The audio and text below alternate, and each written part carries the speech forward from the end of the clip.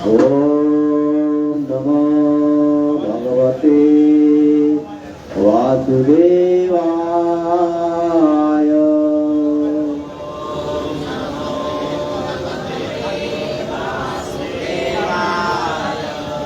ओम नमो भगवते वासुदेवाय।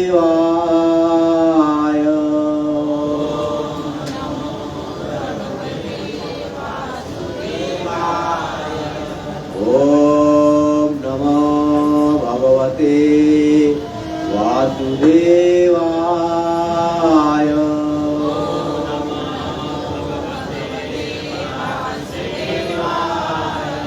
नारायणं नमस्कृतं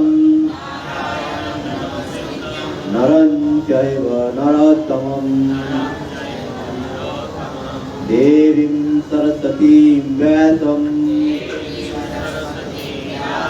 ततो जयमुदीरयेत्। नष्टप्रायेषु अभद्रेषु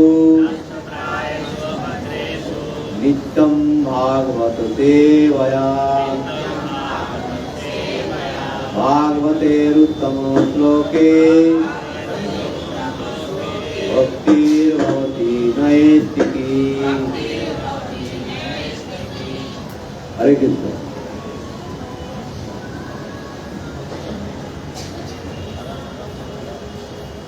उपस्थित सभी भक्तवृंद के चरणों में मेरा दंडवत प्रणाम। शनिवार की साप्ताहिक कार्यक्रम में आप सभी का स्वागत है। थोड़ा साउंड सिस्टम का प्रॉब्लम है।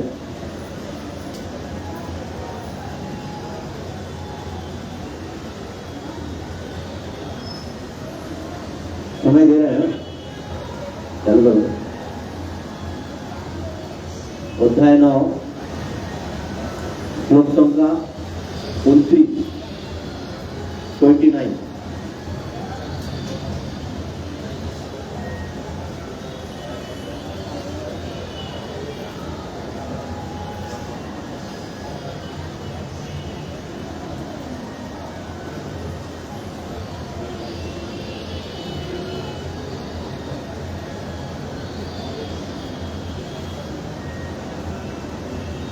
अध्याय 9 श्लोक संख्या 29।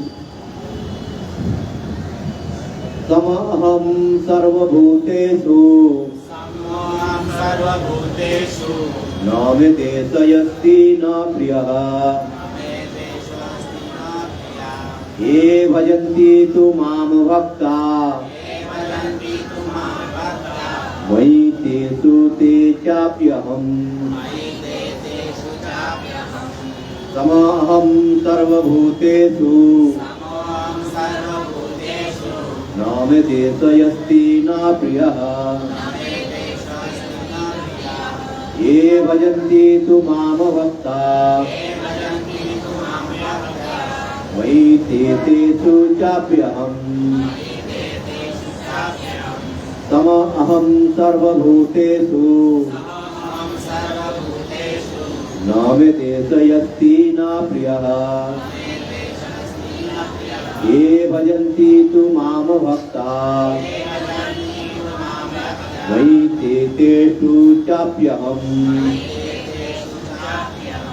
आता जी में कोई बोलिए। समहं सर्वभूतेषु न मे देशयस्ति न प्रियः। ये भजन्ति तु मां भक्ता मयि तेषु चाप्यहम्। समहं सर्वभूतेषु न मे देशयस्ति न प्रियः। ये भजन्ति तु मां भक्ता मयि तेषु चाप्यहम्। और कोई बोलने वाला है? माताजियों में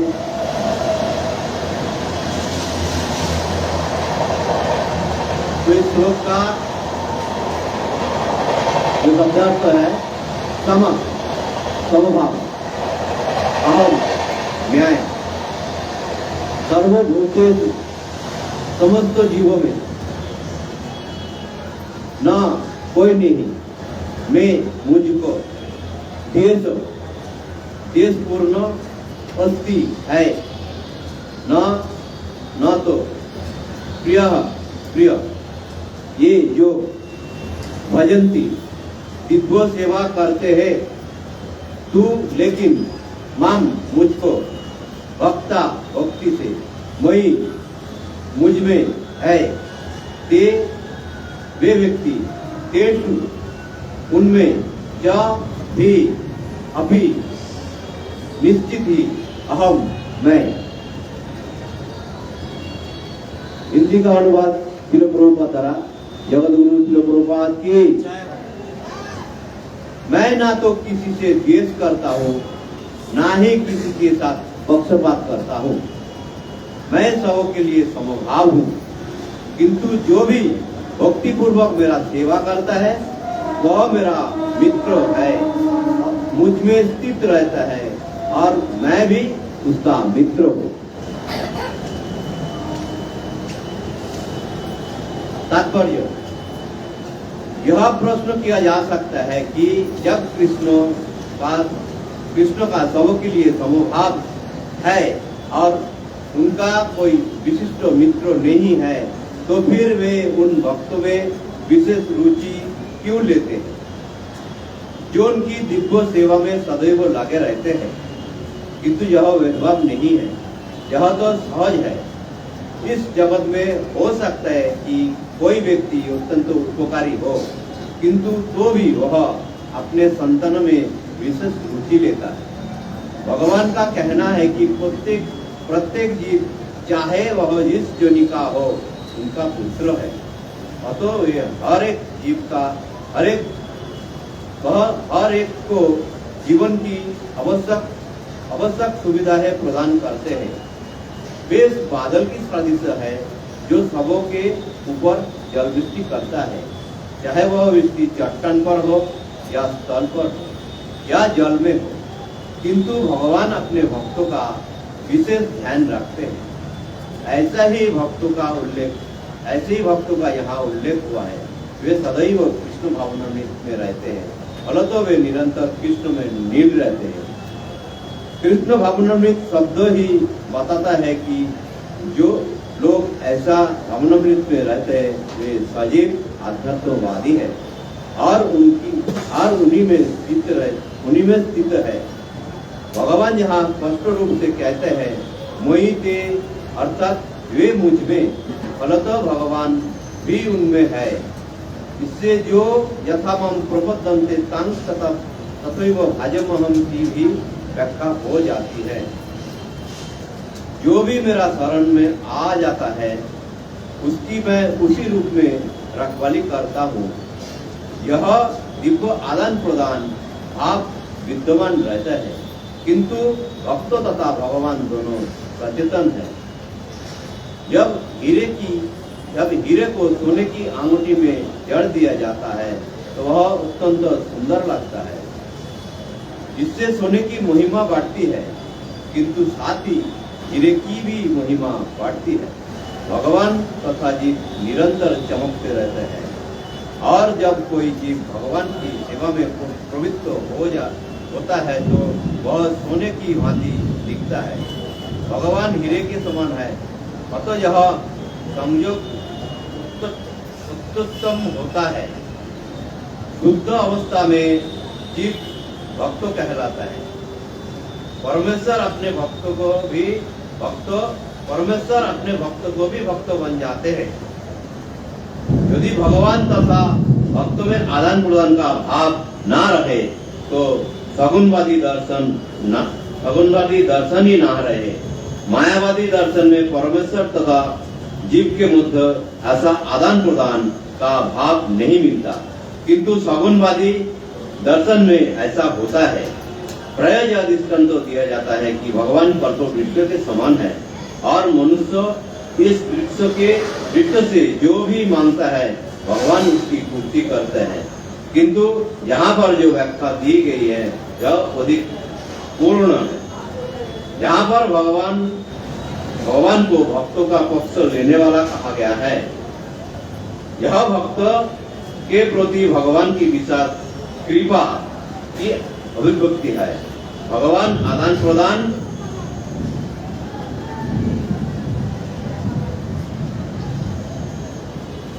दान को कर्मों के नियम के अंतर्गत मानना चाहिए। यह तो उस दिव्य अवस्था से संबंधित है जिसमें भगवान तथा उनके भक्त कर्म करते हैं। भगवत भक्ति इस जगत का कार्य नहीं है, यह तो उस आध्यात्मिक जगत का अंश है जहाँ शाश्वत आनंद तथा ज्ञान का प्राधान्य रहता है। जगत गुरु श्रील प्रभुपाद की। ओम अज्ञानं तिमिरान्धस्य ज्ञानाञ्जनशलाकया चक्षुरुन्मीलितं येन तस्मै श्रीगुरवे नमः। श्रीचैतन्यमनाभीष्टं स्थापितं येन भूतले स्वयं रूपं सदा मह्यं ददाति सापदान्तिकं। वन्देऽहं श्रीगुरु श्रीयुतपदकमलं श्रीगुरुं वैष्णवांश्च श्रीरूपं शक्रजातं सहगण रघुनाथं द्वितं तं सजीवं स्वाद्वैतं सावधूतं परिजनसहितं श्रीकृष्ण चैतन्य देवं राधाकृष्णपादं सहगण ललिता श्रीविशाखान्वितंश्च। हे कृष्ण करुणा सिंधु दीनबन्धु जगत्पते गोपेश गोपिका कांत राधाकांत नमस्तुते।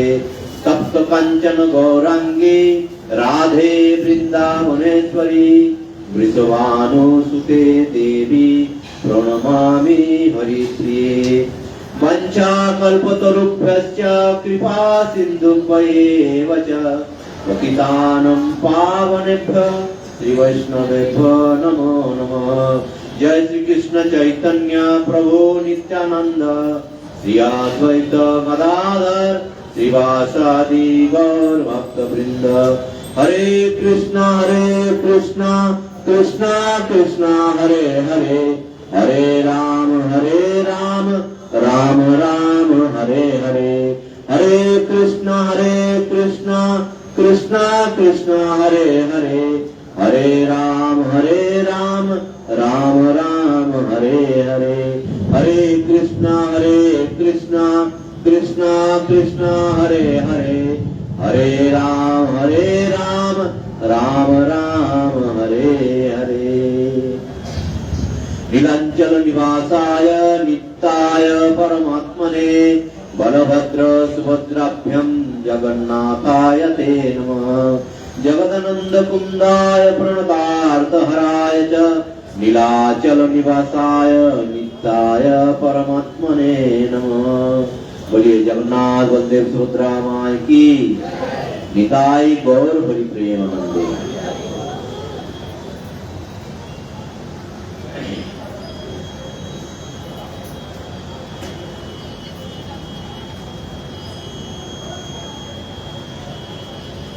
तो आज का ये जो श्लोक है ये कौन कह रहे हैं? भगवान कह रहे हैं। समोहम सर्व भूतेषु, मैं सभी जीवों के लिए समभाव हूं।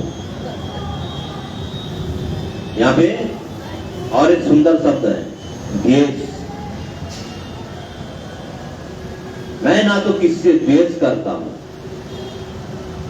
क्या है द्वेष? कोई बताएंगे? हाँ, घातकता, हिंसा, घृणा, ये द्वेष का अर्थ है।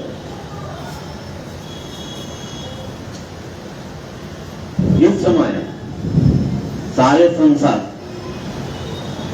एक दूसरे से द्वेष रखता ही है, चाहे राष्ट्र से हो, राष्ट्र से हो, नेता से हो। समाज में भी एक व्यक्ति दूसरे व्यक्ति के साथ द्वेष भाव रखती है। भाव का प्रतिक्रिया है। जो अपने अंदर जो भाव होता है ना, इसका प्रतिक्रिया है। तो हम शास्त्र से ही कुछ प्रमाण देखते हैं कि देश कैसा होता है। कंस का नाम तो सब लोगों ने सुना होगा ना, भगवान का मामा, कृष्ण का मामा। अभी देवकी माता से उसका इतना प्रेम था कि जब विवाह करके देवकी माता ससुराल जा रही है तो कंस उसका भ्राता है, तो व्रत का सारथी वो बन गया।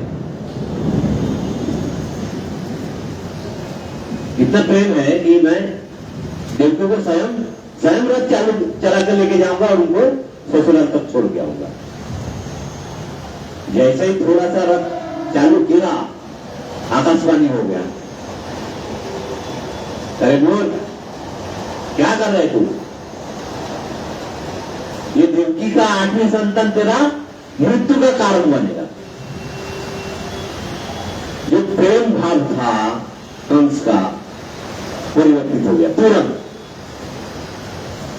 भाव का विषय है, देश जो होता है भाव का विषय है, और तुरंत परिवर्तित होगा, निकाल दिया तलवार, मार दूंगा तू,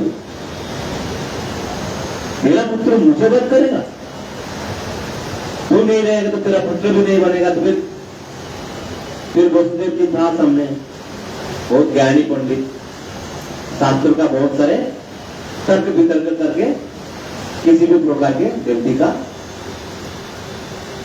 जीवन का संरक्षण कर दिया।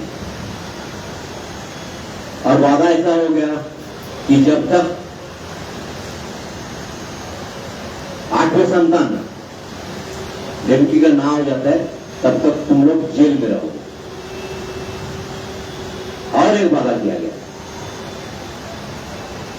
कि सारे के सारे बच्चे, ये वादा वसुदेव जी ने किया कि देवकी माता से जितने भी सारे की सारी बच्ची होगी तो मैं वो आपको सौंपूंगा।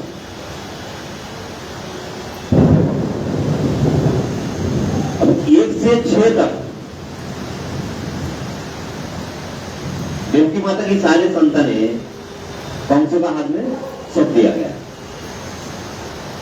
और सारे के सारे संतान को मौत के घाट उतार दिया गया। मारने वाला 8वीं संतान, ये जो भाव है और इस देश का जो कठोरता आ जाती है उसको क्या कहते हैं? उसको विद्वेष कहते हैं। जब देशभर का कठोरतापूर्ण प्रतिक्रिया होने लगती है तब उसको विद्वेष कहते हैं। अब 7वीं संतान बलराम जी, देवकी माता से गर्भ का स्थानांतरण कर दिया गया, रोहिणी माता का गर्भ में भेज दिया गया। 8वीं संतान हुई तो तुरंत के तुरंत गोकुल में पहुंचा गया है।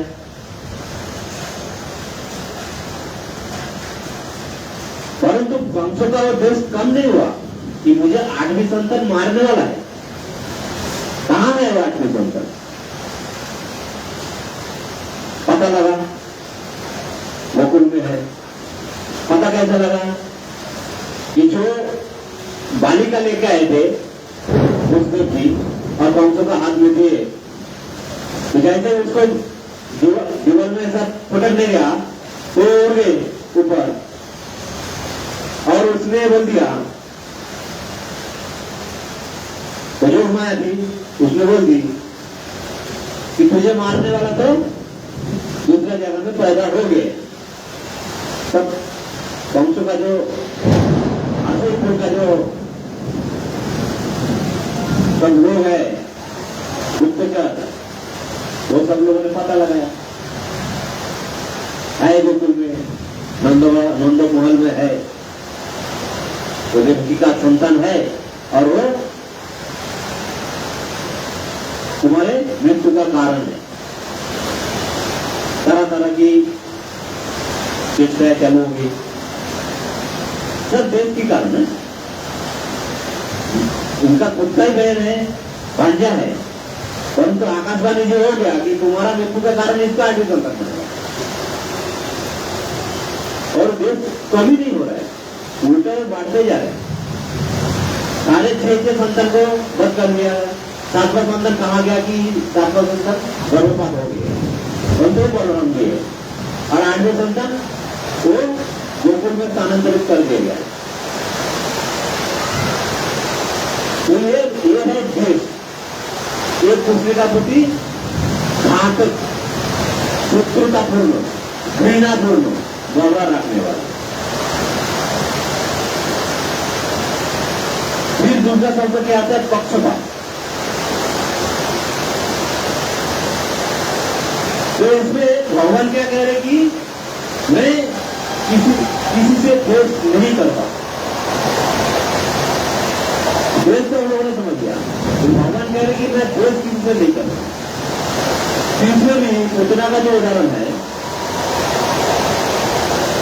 कौन से देश के कारण पुत्र को भेजा गया गोकुल में, जाओ उसको मार के आओ।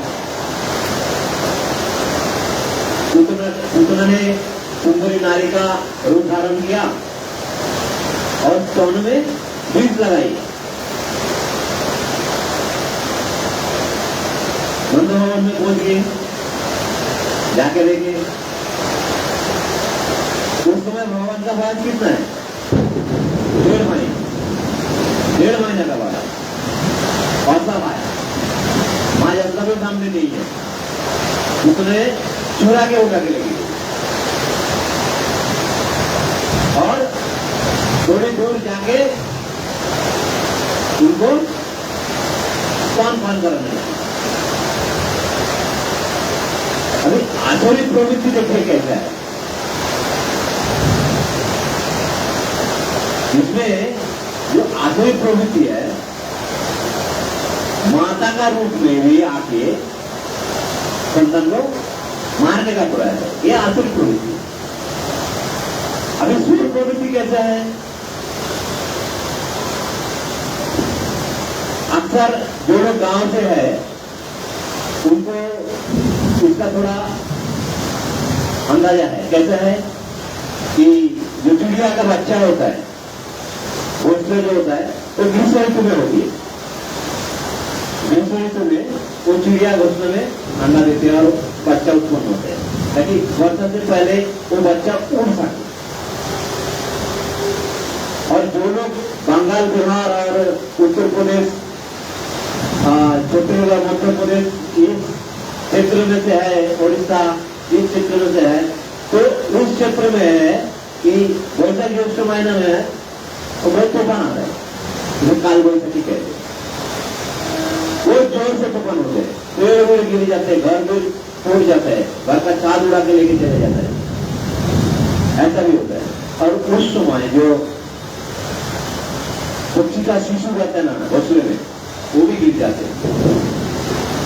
और आप कहीं पेड़ के नीचे या तो गया तो एक कोई छोटा छोटा बच्चा आपको मिल ही जाता है और जो जिंदा भी रहते हैं।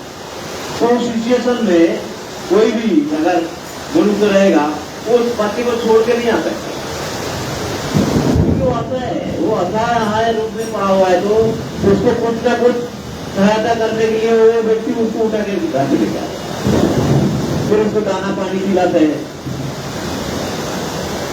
फिर वो बड़ा होता है, फिर उसको छोड़ दिया जाता है, उड़ जाता है।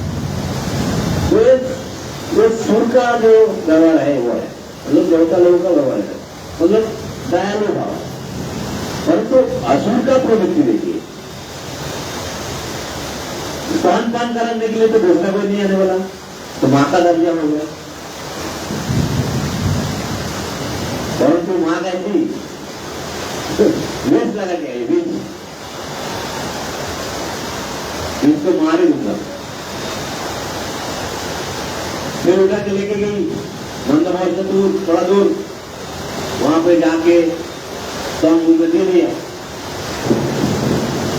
अभी छोटा सा इंसान का अगर बच्चा होता तो मर ही जाता था।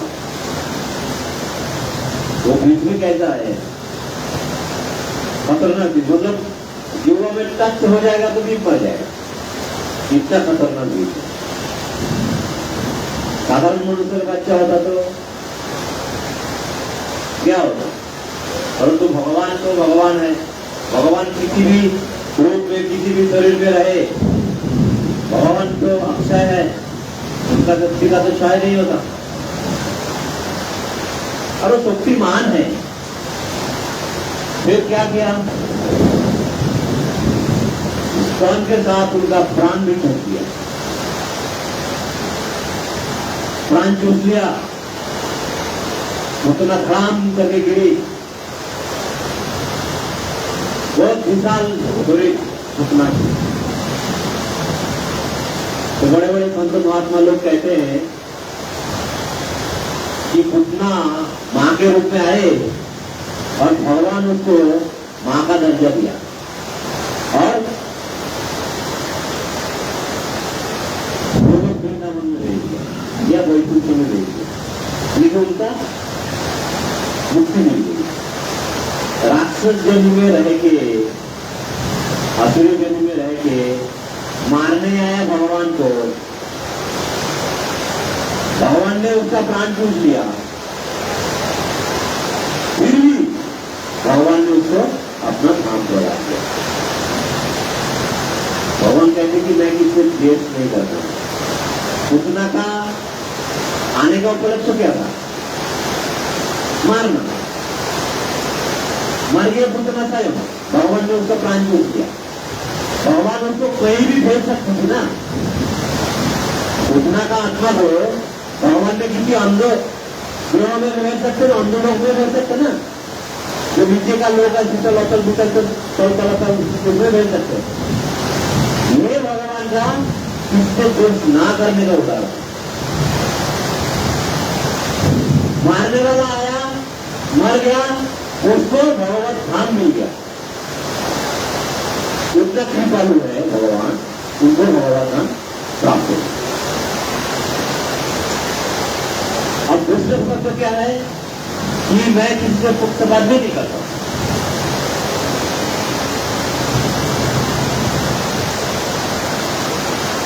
इसका उदाहरण ये भी हो सकता है, भगवान ने पक्षपात नहीं किया, उतना का साथ भेजा। भगवान के सम्मुख में अगर किसी का देखा छूट जाता है और उसको स्मरण हो जाता है, जब उतना ने स्तनपान कराया और जब भगवान उनका प्राण पूछने गया तो उतना तो गिर गई, विकट शब्द करके गिरा था। ऐसा भागवतम में इसका वर्णन है और कितना जो दिन लंबा हुआ था उसका भी वर्णन होगा। विकट शब्द करके गिरा तो जब घटना गिरी तो उसका छाती में कौन था, भगवान था। भगवान बाल रूप में हो और भगवान का विशाल रूप में हो, भगवान का जो क्रियाकर्म तो एक ही जैसा रहता है। तो उनका भगवान का सम्मुख में अगर किसी का देहांत होता है, देह होता है, तो भगवान सामने दिखता है, करुण आ जाते, करुण हो जाते हैं। जैसे स्मरण होता है भगवान से भीतर में कह रहे हैं ना कि किसी को अगर मृत्यु का समय मेरा स्मरण आ जाता है तो उसका मुक्ति निश्चित है। तो इस प्रकार से कृष्ण को मुक्ति मिल गई। अब पक्षपात क्या है, पक्षपात का अर्थ क्या है, किसी व्यक्ति, वस्तु या विचार इनका बिना चिंतन करके किसी एक तरफ में झुके रहना, उसको कहते हैं पक्षपात। किसी व्यक्ति भी हो सकता है, किसी वस्तु का भी हो सकता है और किसी का विचार भी हो सकता है। उस विचार को कोई भी मनुष्य अगर उसको विशेष चिंतन करा, उसको ना समझकर अगर किसी एक के तरफ झुके रहना, झुकाव रखना, उसको कहते हैं पक्षपात। अगर पक्षपात का उदाहरण कैसा दिया जाए,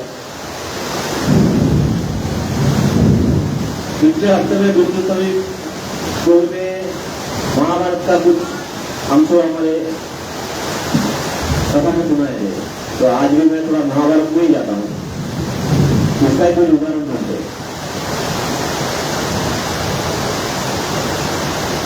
धृतराष्ट्र पांडु के भाई, धृतराष्ट्र जन्मांतर, इसके कारण पांडु को राज सिंहासन का अधिकार है। और धृतराष्ट्र का मन में ये आक्षेप था कि नियति ने मेरा साथ छल किया, नियति ने मेरा साथ छल किया, मैं अंधा हूं इसके लिए मुझे राज सिंहासन प्राप्त नहीं हुई। ये आक्षेप उनका जब से पांडु को राज सिंहासन मिला तब से। अब पांडु महाराज बहुत अच्छे राजा बने, बहुत सारे देश जो है तो हस्तिनापुर राजधानी के साथ युद्ध किया, परंतु पांडु महाराज का एक बीमारी था जिसे हमारा आयुर्वेदिक भाषा में आज भी पांडु रोग कहते और इंग्लिश में उसको एनीमिया कहते। रक्त अल्प होता, शरीर में रक्त नहीं बनता है ज्यादा और उससे संक्रमण हो जाता। अभी राज सिंहासन में बैठे तो सभा में बैठे तो बहुत सारे लोग तो आना जाना तो होता ही रहता ना, किसी का विचार करना, किसी के राजा के साथ कुछ सलाह परामर्श करना, तो उनका वो अगर कुछ बीमारी में संक्रमण रहता था तो पांडु महाराज को भी लग जाता था और बहुत जल्दी जल्दी बीमार गिर जाता था।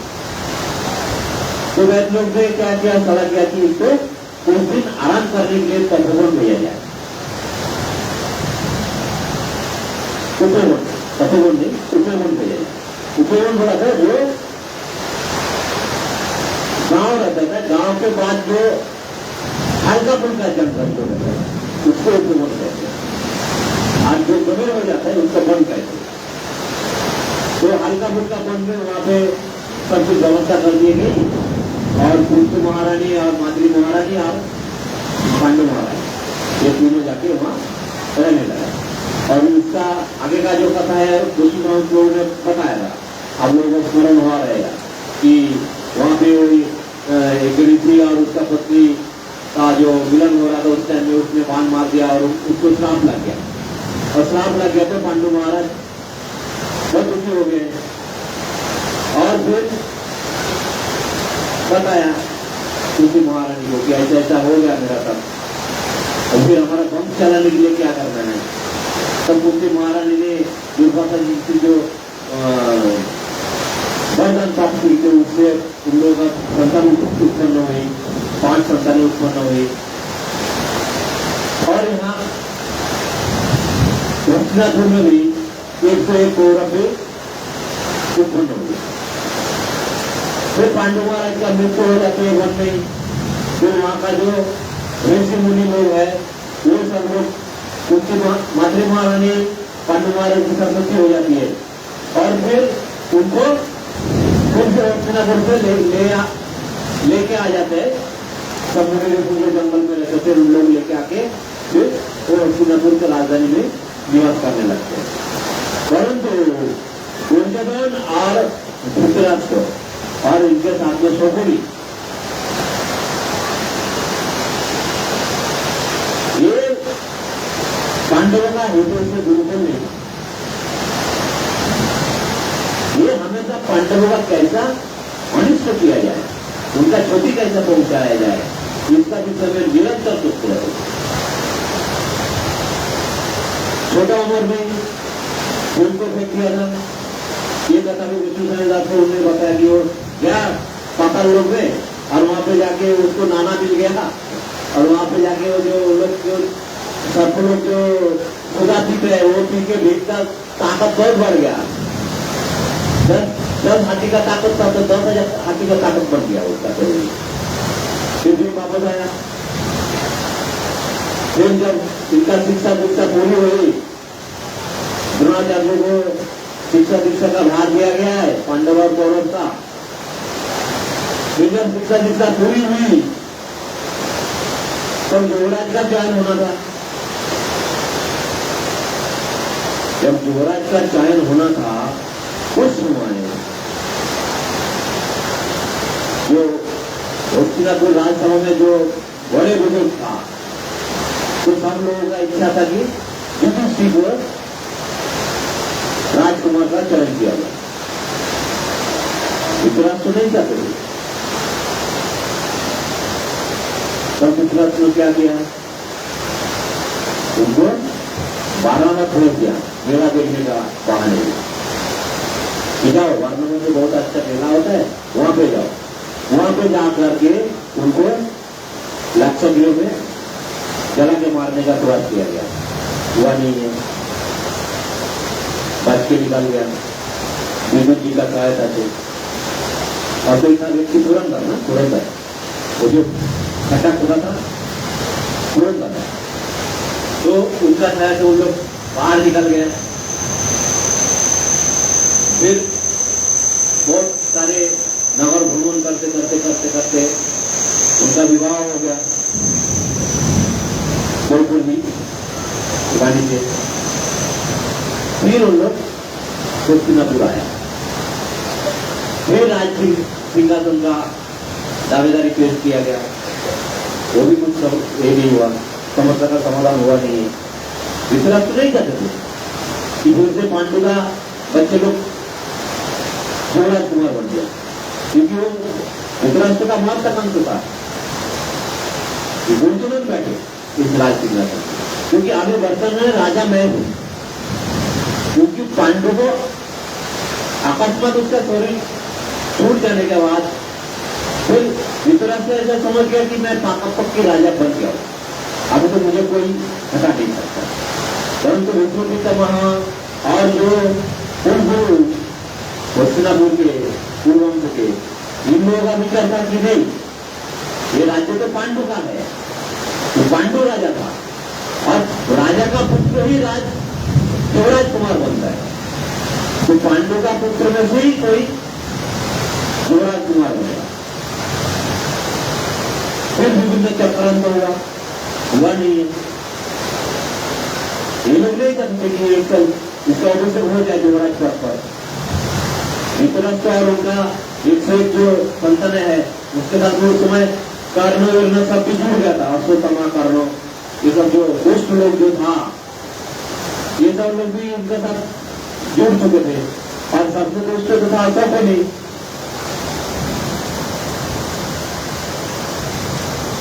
क्योंकि महाभारत में इसका वर्णन है कि शकुनी को दुख हो गया था।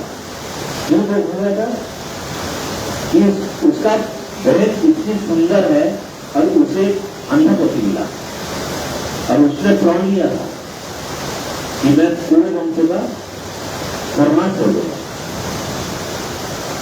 और इसी का ही चक्रांत करते जाता।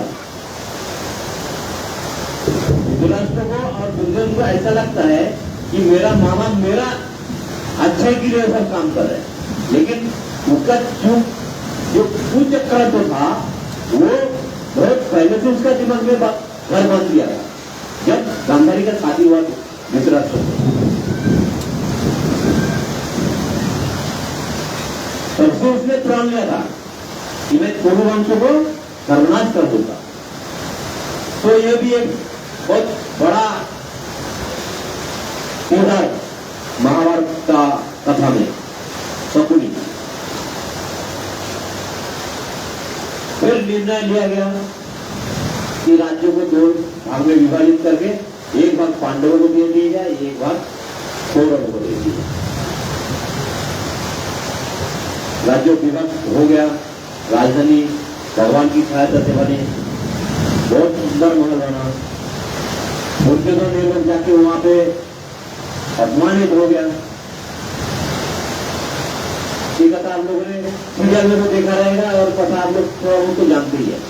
दुर्योधन बहुत अपमानित हो गए थे वहां पे जाके, फिर उसको वो बदला लेने का प्रयास। फिर वहां पे उनको निमंत्रण करके आया कि आपका भी राजा बन गया है, कि राजा का ये धर्म होता है कि वो चौसर खेले। अगर कोई राजा दूसरे राजा को चौसर खेलने के लिए आमंत्रित करता है ना, तो वो ना नहीं कर सकता। चौसर उसको खेलना ही है। और उस चौसर में शकुनी ने बहुत बड़ा भूमिका निभाई। शकुनी ने पांडवों को हराया, उनको दास बना दिया।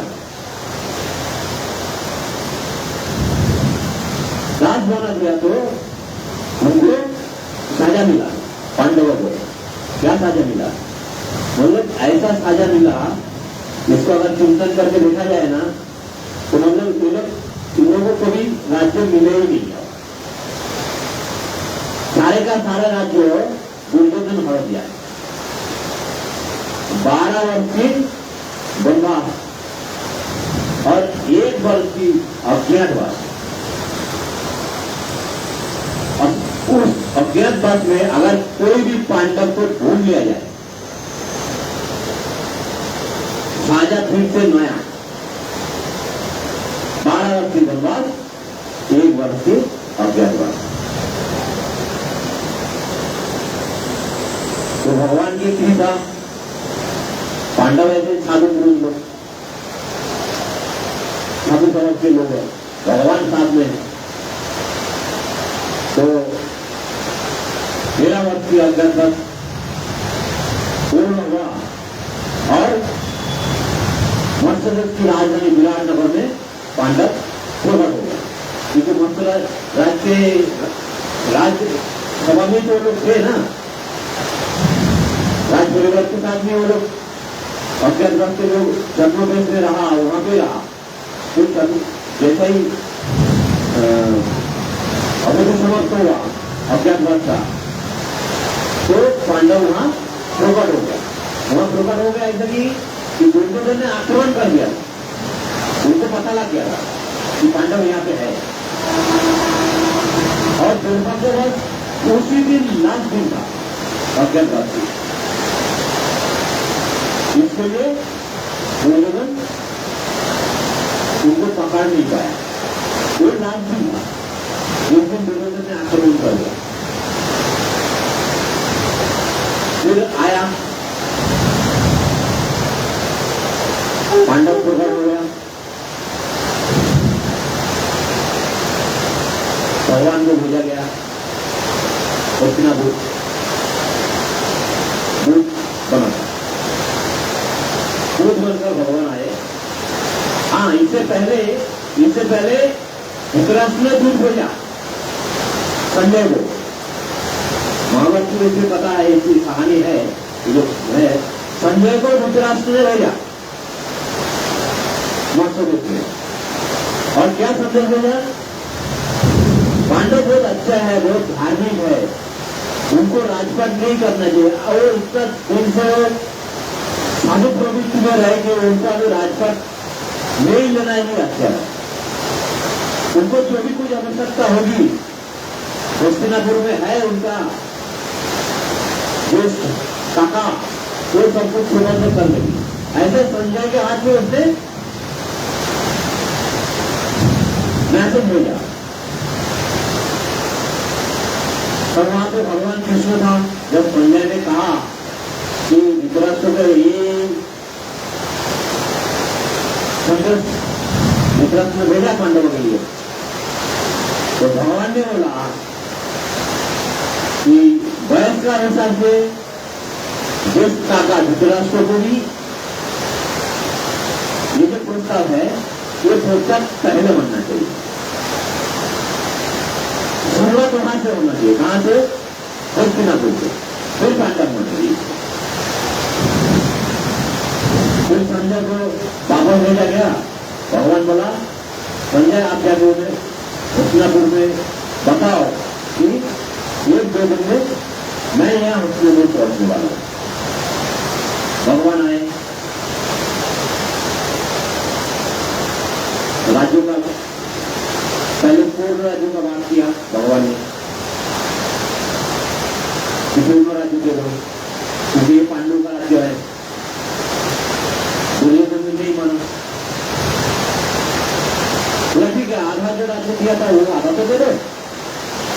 वो भी नहीं, भगवान को पता था ये आखिर प्रवृत्ति का तो है, इसमें देने वाला नहीं है। अभी भगवान ने बिना पांडव को पूछे ही प्रस्ताव पारित कर दिया। क्या प्रस्ताव पारित करेगा? ठीक है भाई, आधा राज्य भी मत दो, 5 गांव दे दो, 5 भाई के लिए 5 गांव दे दो, मैं माना लूंगा। पांडवों को उनको मनाने का जिम्मेदारी मेरा है, मैं माना लूंगा, तो 5 गांव दो। परंतु दुर्योधन तो बोल दे दो,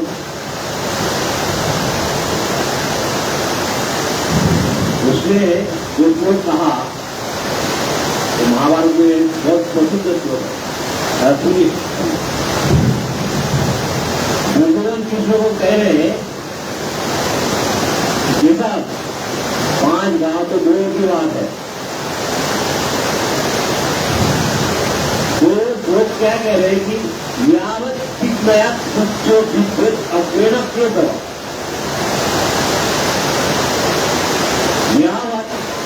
नया कुछ जो सूर्य का जो मोचीला भाग है, मोचीला भाग एक कंपोनेंट का, तो किसी इसको करते हैं यावत ठीक नया कुछ विद्युत अग्रनत्य सवाल तावत अभिनत दर्शनी घुमेर न पांडवान कुछ सूचाग्रम नैव दर्शनी बिना दर्शनत्य सवाल। ये किताब 5 गांव छोड़ो, सुई जो कितना एरिया जो शरीर में दिखता है उसमें से जितना भूमि आएगी ना उतना भूमि भी मैं देने वाला नहीं हूं। आधा राज्य 5 गांव दूर की बात है, उतना भी नहीं देने वाला नहीं हूं मैं। अगर भूमि लेना है अभी युद्ध करो, पंचाक्रम नहीं बदलते में बिना देना क्यों सवाल। उसका अग्रभाग में जितना भूमि आएगा उतना भूमि मैं बिना युद्ध किए देने वाला ही इतना हम करेगा। ऐसा भी एक उदाहरण और मिलता है रामायण में। रामायण में भी जब भक्तों का तैयारी हो चुका है, लास्ट में उनको भेजा गया, किसको? अंगद को भेजा गया था। और अंगद जाके रावण का छाव में वो पैर ऐसा रखा कि अगर कोई मेरा पैर हिला दे तो मैं ये नाम सेना लेके वापस चला जाता। मतलब उनका अंदर भी कितना कॉन्फिडेंस था देखो, मैं राम का भक्त हूं और राम का दुष्टि मेरा अंग अंग में बैठे, अब मैं यहाँ पैर रख दू एकदम राक्षस में मेरे पैर कैसे हिलाएगा, इतना कॉन्फिडेंस था।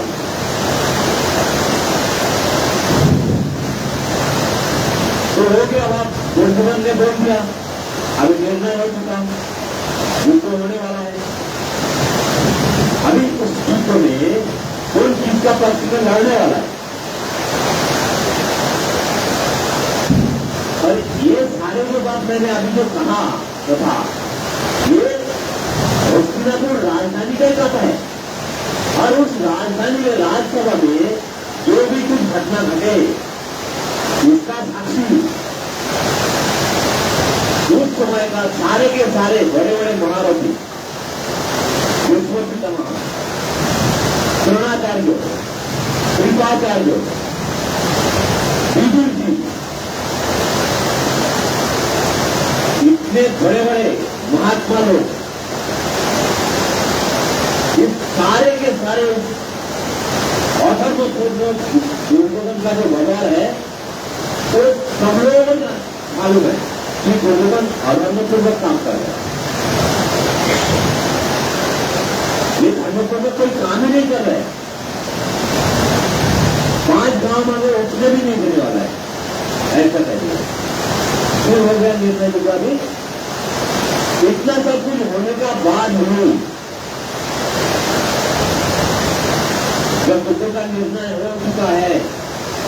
क्या हुआ, कौन किसका पक्ष में लड़ेगा, ये बात।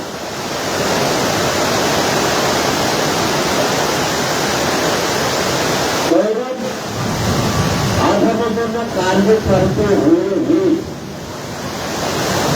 विश्व पितामह द्रोणाचार्य, कृपाचार्य इधर को लड़े नहीं। इतने लोगों को कौरव की पक्ष में ही लड़ना पड़ा, ये है पक्षपात, इसे कहते हैं पक्षपात। इसका बहुत विस्तृत विवरण है, तो उनको लड़ना पड़ा था उनके साथ, लेकिन ये पक्षपात तो होगा।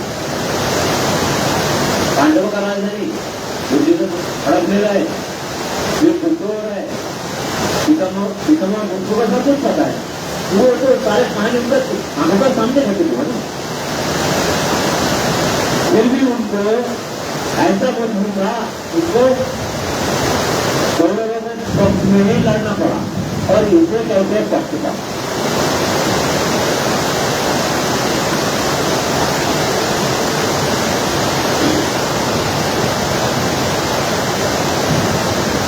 और भगवान कहते कि मैं समूह के लिए समोभाव हूं।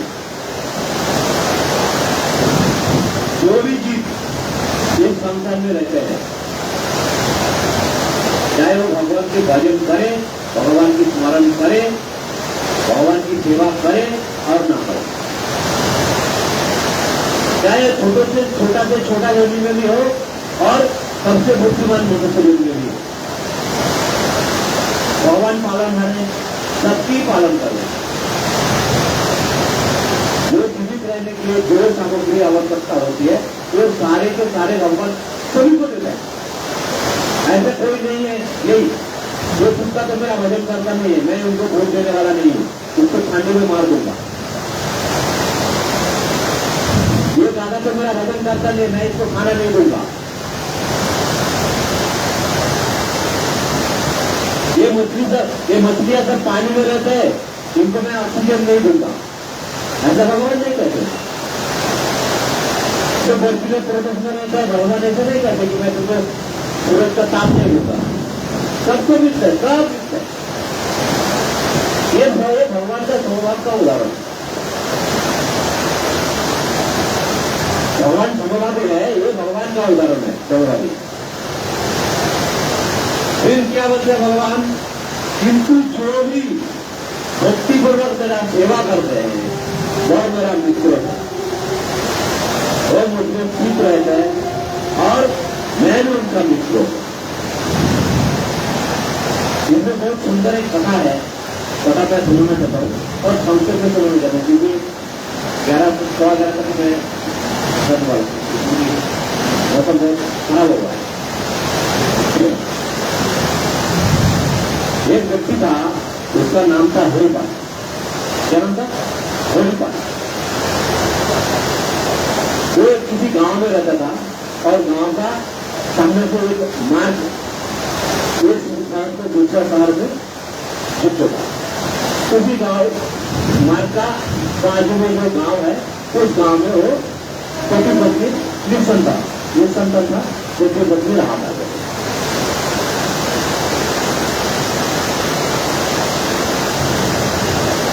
बहुत ही धार्मिक व्यक्ति था, थोड़ा सा भूखंड था, तो भूखंड में से जो भी ऊर्जा आना जीना मिल जाता था उनका चलते रहता। सत्संग में जाया करता था, रुचि का सत्संग है। फिर समय पर जीवन में गुरु आई, गुरु दीक्षा हुई पति पत्नी का, घर में सुंदर भगवान की सेवा होते रहते थे, बहुत ही सुंदर सेवा कर रहे। तो एक दिन गुरुदेव से मिलने गया, तो गुरुदेव से प्रश्न किया कि गुरुदेव गृहस्थ धर्म में रहकर हुई कैसे भगवत साक्षात्कार हो सकता है? भगवत साक्षात्कार गृहस्थ धर्म में रह के कैसे हो सकता है? संभव है? और संभव है तो कैसे संभव है? गुरु जी ने कहा हाँ संभव है। भगवान के सेवा के साथ साथ भगवान का जो भक्त है उनका भी सेवा करो। जो भगवान भक्त है, जो साधु संत है, उनका भी सेवा करो और निस्वार्थ से सेवा करो। निश्चित रूप से तुम्हें बहुत दर्शन होगी। वो दिवस को बात बहुत अच्छी करी। और वो तो मैं भी कहा कि आज तक जितने लोग भगवत साक्षात्कार किए हैं ना, वो सारे के सारे गृहस्थ हैं। एक दो व्यक्ति छोड़ के सारे के सारे गृहस्थ में भगवान गृहस्थ व्यक्ति ही भगवान का साक्षात्कार करते हैं। बहुत प्राप्ति साधु सन्यासी का किसी का नाम आया है या तो हम लोगों को पता रहे तो बताइए। ये सन्यासी का सन्यास धर्म पालन करने का इसका कोई गृहस्थ कर्मों के साथ योगायोग नहीं था। इसको भगवत साक्षात्कार हो गया। क्या अगर आप लोगों को किसी को पता रहेगा तो बताइए। जितने भी लोग भगवत साक्षात्कार कर दिया, भगवत का संबंध स्थापित किया, ये सारे के सारे गृहस्थ ही हो गए। इस प्रतिबंधी को बात बहुत अच्छा लगा। घर पे आए, भगवान को भोग लगाकर साधु महात्मा जो भी रास्ते से आना जाना करते था, घर को बुला के उनको सेवा करते थे। उनका रहने के लिए, उनको विश्राम करने के लिए, उनको भोजन के लिए भगवान का प्रसाद देते थे। ये बात धीरे धीरे मुझे फैलते गया। जब संत समागम पढ़ने लगा, संत समागम पढ़ने लगा तो उनका पास जो आय उपाय था वो कम पड़ने लगा। बाजार में से जाके कुछ उधार करके लेता है, उसमें से कुछ चलाए। उनका पत्नी गया अड़स पड़स से कुछ मांग के लेता है, उसमें से कुछ चलाए। वो संत समागम धीरे धीरे बांटते गया। वो उनके पास कोई घर तो था नहीं, उसने क्या किया, जो दुकान तक आया उसको तो बेच उसको बेच गया। उसमें से जो भी पैसा आया उन्होंने पंडित सेवा करने लगा। फिर जो जमा हुआ पैसा वो खर्च करता रहेगा, कितना दूर जाएगा। तो वो कुछ 2-3 महीने करता वो पूरा बाजार में गया। जो व्यवसायी लोग हैं कुछ सामान दे दो मेरा घर में, 100 रुपये और किसी लोग आए हैं उनको सेवा करें। तो दुकानदार वाले ने बोल दिया, वो पहले का 2-3 रुपया बाकी है, वो सब चुकता करो फिर सामान मिलेगा। उनका पत्नी के आजू बाजू पड़ोस में सालों दरवाजा बंद कर दिया। तो बेचारा होकर बड़े दुखी हो गए। अब क्या करें? गुरुदेव का बात का गुरुदेव का आदत खंडन हो जाएगा, ऐसा उसको लगने लगा। तो सोच समझ के उसने सोचा कि जो मेरा गांव का एक सामने से जो मार्ग जाता है, ये एक शहर से दूसरे शहर में बहुत सारे व्यापारी लोग आना जाना करते हैं। सामान लेके बहुत संपत्ति लेके आना जाना करता है। तो उसने सोचा कि गुरुदेव का बात खंडन होने से अच्छा कुछ जो व्यापारी है एक दो दिन का अगर लोन लिया जाए तो गुरुदेव का बात चलते रहेगा, संतों के बाद चलते रहेगा। गुरुदेव का जो आदत है वो खंडन नहीं हो जाएगा। तो घर में एक भाला था, वो भाला लेके गया, काला कपड़ा वाला पूरे बांध के जैसा दूसरे लोग रहते हैं, तो लौटने लगा तो संत क्या होने लगा। और देश में ये भक्त था तो भक्त, इसमें कौन था, क्या गुण था कि अगर किसी का शरीर में भागवत सांगतिक चिन्ह रहेगा ना तो उनको समझी नहीं। जैसे कोई व्यक्ति रहेगा तिलक लगा कर जा रहे हैं, या तो गले में कुंती माला किया जा रहे हैं, या तो अंग में तिलक लगा किया जा रहे हैं, या तो हरिनाम करते करते हरे कृष्ण कृष्ण कृष्ण हरे हरे हरे राम राम राम हरे हरे ऐसा कहते कहते अगर बोल जाता तो उसको कुछ नहीं बोलता, सबको जानता वो भक्त है। ये बात दिखाने लगा धीरे धीरे फैलने लगा तो भक्तों का प्रभाव, तो जो भक्त नहीं था वो भी उतना रास्ता पार करने के लिए तिलक लगा के टोली माला लेके हरे कृष्णा कृष्ण कृष्ण हरे हरे, हरे राम राम राम हरे, ऐसा करके निकलने लगा। अभी भक्त का प्रभाव है,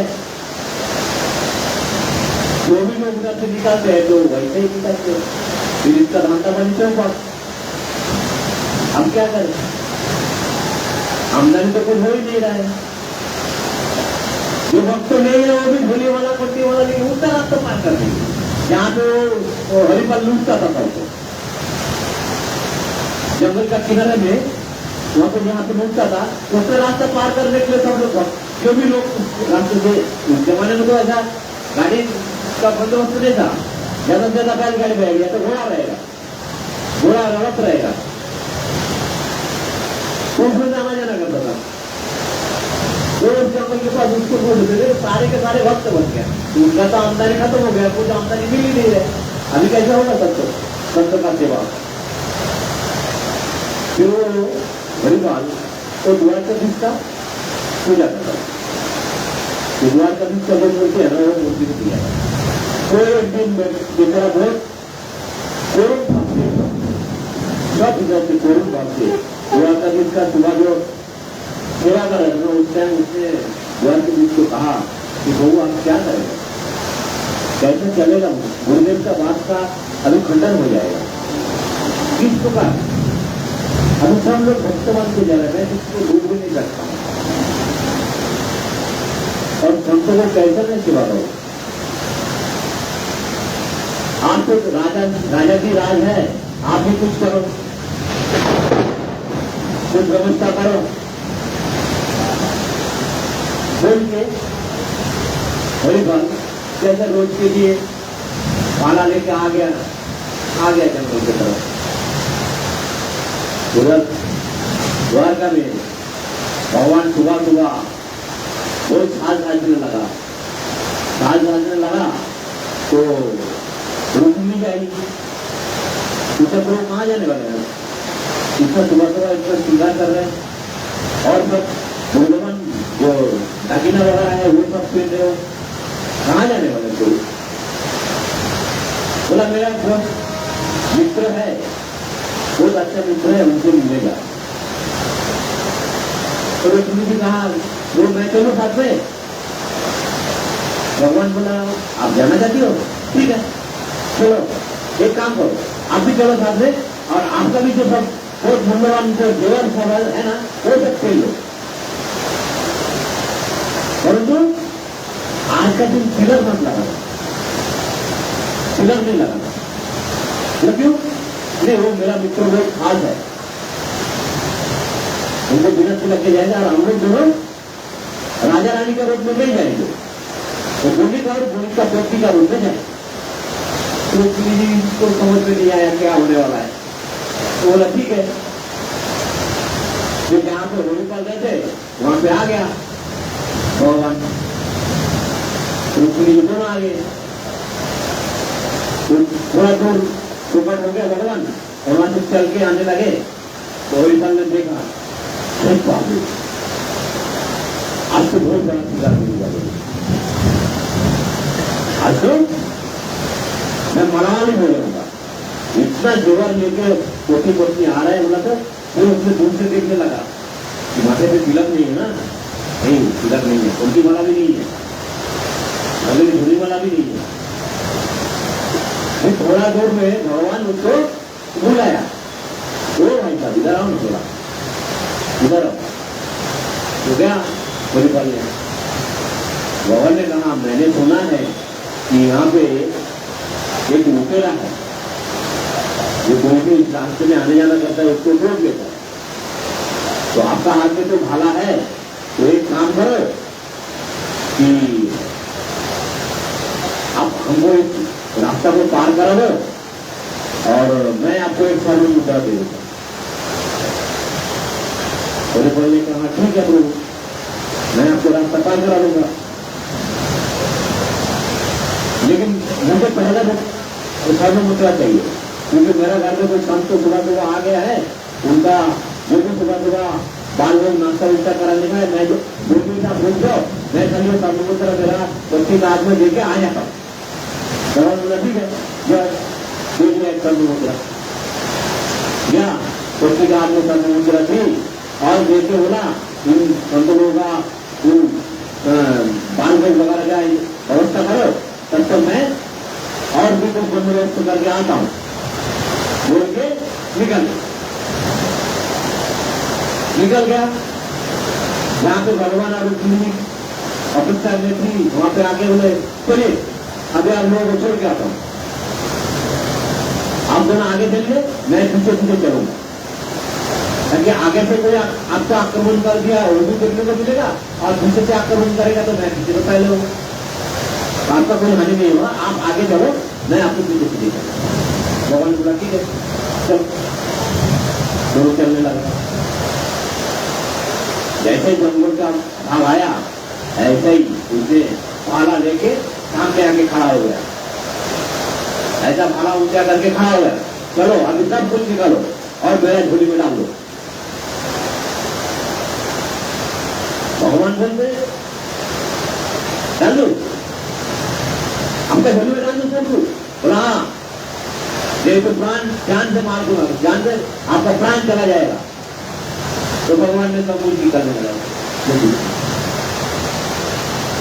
उस टाइम उस समय भगवान का जो वक्ष में त्रिवर्ष का चिन्ह रहता है, त्रिवर्ष भगवान का वक्ष में रहता है, त्रिवर्ष लक्ष्मी जी का स्थान है, सफेद केस का गुच्छ उसने देख लिया और वो सत्संग में जाता था, उनको पता था भगवान का वक्ष में त्रिवर्ष रहता है, तो उसको पता लग गया ये दूसरा कोई नहीं है। और फिर जैसा भगवान उसको निकाल निकाल के दे रहा था, तो एक बार भगवान को छू लिया ना तो उसको सारा शरीर में सियारन लग गया। तब मेरे को पता चल गया कि ये दूसरा कोई नहीं है, ये थोड़ा से पीछे है, मुझे सहायता करने के लिए आया। और इधर से पीछे से रुक्मिणी जी बोल रहे हैं अरे बोलो आप क्या कर रहे हो, इसने आपने इसको आपने एक स्वर्ण मुद्रा दी और ये रास्ता पार करके देने के लिए हम लोगों से आप इसका बाधा हुआ है और फिर भी हमको लूट रहे, आप लूटा के जा रहे, आप सुदर्शन को बुलाओ। तो भगवान बोला रहे चुप चुप चुप चुप, सुदर्शन को मत बुला, बोलो मत कि हम ये, परंतु वही पर को पता चल गया उसने जैसे भगवान को छुआ था उसको सारा शरीर में स्मरण हो गया, वो अलग अनुभूति लग गया उसको।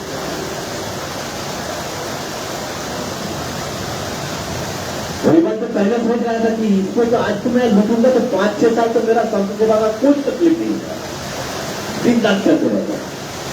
और भगवान जब दे रहे हैं ना तब भगवान मोनी मन बोल रहे हैं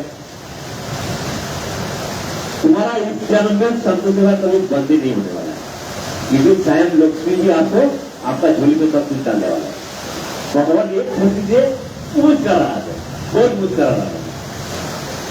जब ऐसा सिचुएशन सब चालू था तो रुक्मिणी जी बार बार भगवान को रोक रहे, आप क्या कर रहे थे? तो उनका हाथ में अंगूठी था, बोलता अरे इसको क्यों रखते, इसको भी करो, ये हमको कुछ नुकसान कर देगा, दे दो। रुक्मिणी जी बोले प्रभु ये मेरा मायके का है, तो कोई बात नहीं, मैं और एक पता नहीं बात दे दो।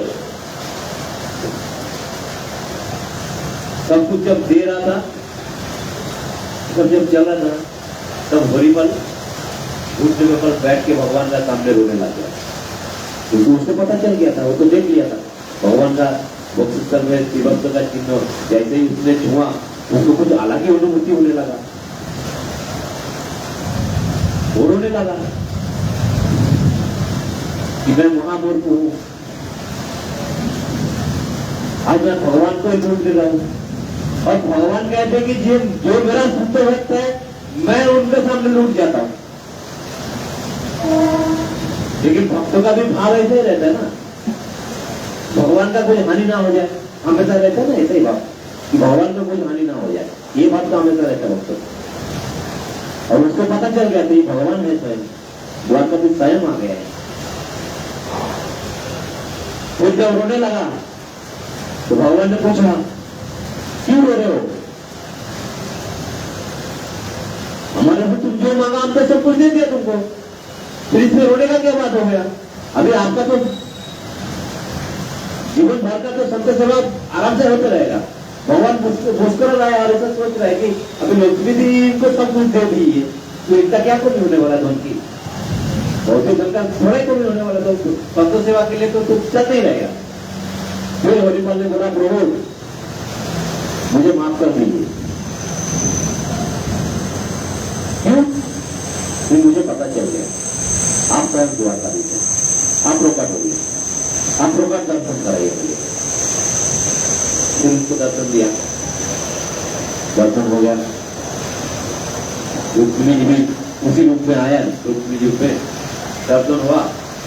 फिर हरिपाल कहने लगा प्रभु आप इतना दूर आए तो मेरा गृह तक बता दिया।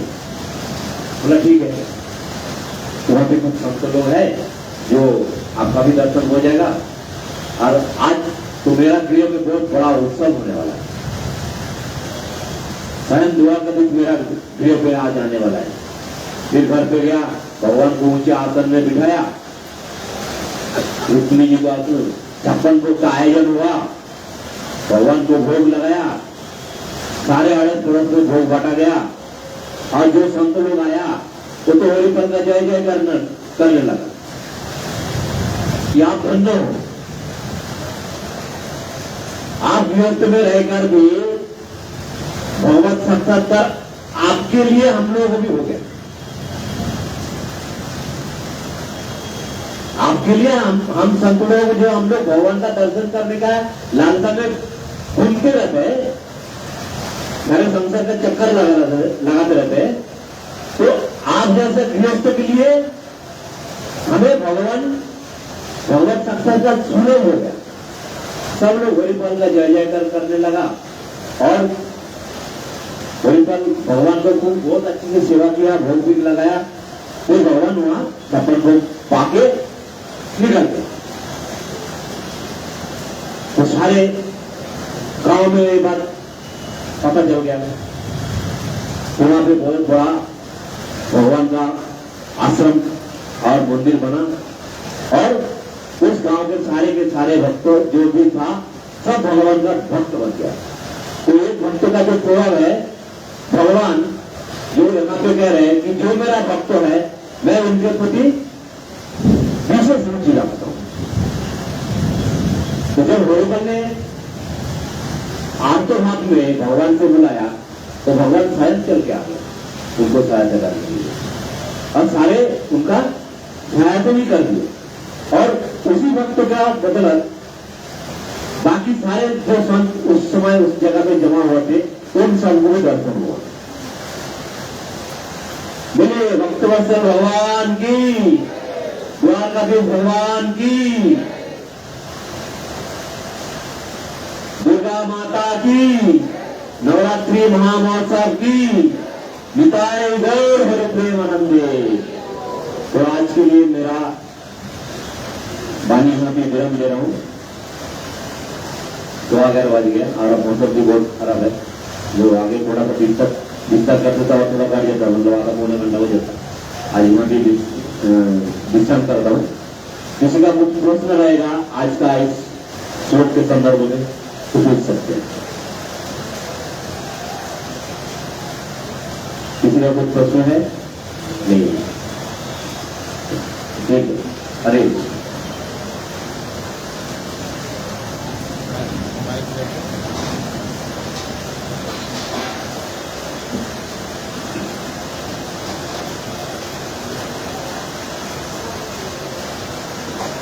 हरे कृष्ण